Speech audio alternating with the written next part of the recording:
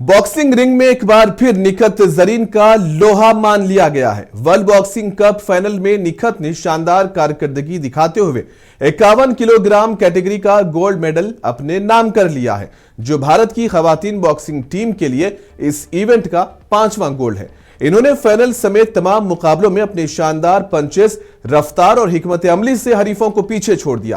Paris games की मायूसी को पसे पुष्ट डालकर निखत ने इस इवेंट में खुद को मजबूती से साबित किया और आलमी सतह पर दोबारा अपनी बढ़तरी दिखा दी। गोल्ड मेडल जीतने के बाद निखत ने कहा कि यह कामयाबी उनके लिए एक नया आगाज है और वो अपने मुल्क के लिए मजीद फतुहात लाना चाहती हैं। इस जीत के साथ भारत की खवातीन बॉक्सिंग टीम ने टूर्नामेंट में 5 गोल्ड मेडल्स मुकम्मल कर लिए हैं, जो टीम की मजमूई कारकर्दगी का शानदार सबूत है।